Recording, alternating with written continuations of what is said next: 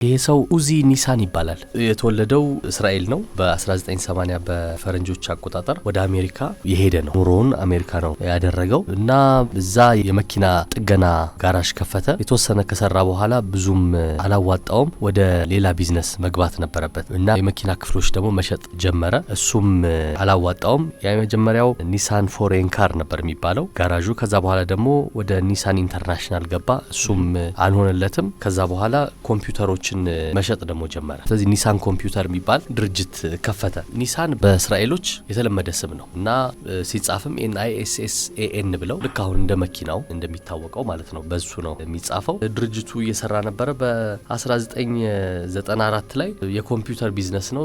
ያኔ ደግሞ የኢንተርኔት ነገር እንደ አዲስ እየመጣ ስለነበረ የራሴን ዌብሳይት በከፍት ዶሜን ቢይዝ ያዋጣኛል ብሰራበት ጥሩ ነው ብሎ ኒሳን.comን ገዛ። ያኔ ኒሳን የሚባለው የመኪና አምራች ኩባንያ አለ ይሰራል ድርጅቱ። ግን ወደ አሜሪካ ዳትሰን ብራንድ መኪኖች ነበር ለዛ ያስገባ የነበረው። ከዛ በኋላ ነው ኒሳን በ1990ዎቹ ነው በደንብ ዝነኛ የሆነው በአሜሪካ። ድርጅቱ ግን ነበረ። ኒሳን በጃፓን ትርጉም ያለው ቃል አይደለም፣ ተቀጣጥሎ ነው። ኒሆን ሳንጊዮ የሚባል ሁለት ቃላት ተቀጣጥሎ ነው ኒሳን የሆነው በ1930ዎቹ። የጃፓን ኢንዱስትሪ እንደማለት ነው። እና ያው ኡዚም ስራውን ቀጠለ ቢዝነሱን። በ1999 በፈረንጆች አቆጣጠር ማለት ነው። አንድ ቀን ግን መልእክት መጣለት በስልኩና አንድ ሜሪል ዴቪስ የሚባል ሰው ሊያወራው እንደሚፈልግ ነገረው። ከኒሳን የሰሜን አሜሪካ ቢዝነስ ክፍል የመጣ ሰው ነው እና ደወለለት መልሶ ይህንን የዌብሳይቱን የድረገጹን ስያሜ መግዛት እንፈልጋለን የሚል ጥያቄ ያቀረቡለት። እሱ ደግሞ አይ እኔ አልሸጠውም፣ እኔ የራሴ ቢዝነስ አለኝ ያወጣሁት ነው አልሸጥም አለ። ከዛ በኋላ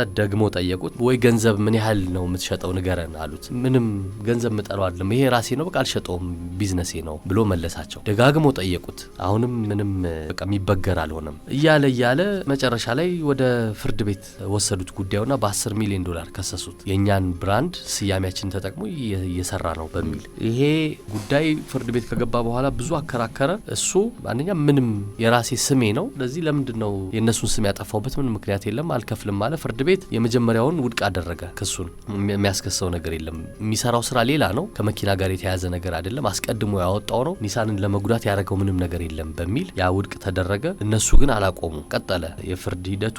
አሁንም ለማግባባት ሞክረው ነበር። ያው እሱ እልህም ያዘው፣ ቤተሰቦቹም በቃ መስጠት እንደሌለበት ነገሩት። በዛ ምክንያት ክርክሩ ቀጠለ። የክርክሩ ይዘት ግን ያው ጠበቆቹ በተለያየ መንገድ እየመጡ ይቀይሩታል። ለምሳሌ እሱ የሚጠቀምበት ዌብሳይት ላይ የሌላ ድርጅቶች ማስታወቂያዎች ይገቡ የለ ፖፕአፕ የሚያደርጉ ማስታወቂያዎች፣ የሌላ መኪና ማስታወቂያዎች ይገባሉ። ስለዚህ ሆን ብሎ በኒሳን ስም ሌሎች ማስታወቂያዎች እየተጠቀመ ነው ብሎ ደግሞ ክስ አመጡበት። ከዛ ፍርድ ቤቱ ይሄን ከለከለው። ኒሳንን የሚያጥላላ ወይም የሌላ መኪና ነገር ማድረግ አትችልም ብሎ ከለከለው። እሱ ደግሞ መልሶ የሱ ጠበቆች ከሰሱ። ይሄ የመናገር ነጻነቱን የተገደበው ምንም ማስተዋወቅ ምንም መንገር ይችላል በዌብሳይቱ ላይ ለምንድን ነው ይሄ የሚታገደው ተብሎ ይሄንንም ከለከለ። ብቻ ይሄ በጣም ብዙ ያከራከረ ኬዝ ነው። መጨረሻ ላይ አሸናፊ የሆነው እሱ ነው። ሲያሸንፍ ግን 10 ዓመታት የፈጀ ኬዝ ነው። ከዛ በኋላ ደግሞ እነሱ አላቆሙ፣ ይግባኝ እያሉ ብዙ ዋጋ አስከፍለውታል እና መጨረሻ ላይ ይሄ ኬዝ ሲያልቅ እሱና ቤተሰቦቹ እንግዲህ ትንሽ ቢዝነስ የነበረው ሰው ነው። ቤታቸውን አሽጦ ብዙ ነገር ዋጋ አስከፍሎ አጠቃላይ እስከ $3 ሚሊዮን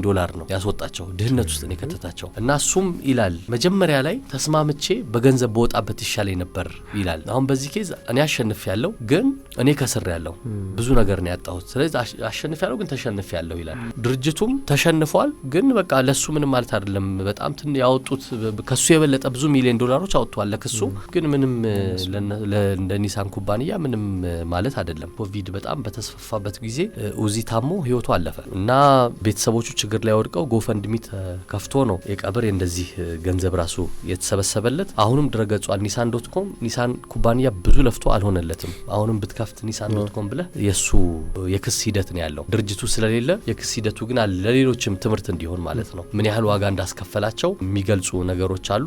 ኒሳን ያው አሁን አይጠቀምበትም። ከሞተ በኋላ ድርጅቱ ተጠይቆ አሁን ፍላጎት የለንም ሀሳብም የለንም ያንን ስያሜ የመውሰድ ብለዋል። ምናልባት ግን ከቤተሰቦቹ ሊገዙ ይችላሉ ይባላል። እንግዲህ ከ20 ዓመት በላይ ሁሉ ያከራከረው ነገር የሁለሱም አልሆነ ለድርጅቱም አልሆነ ማለት ነው። በኪሳራ ይላል እንዴ ኢትዮፒካሊ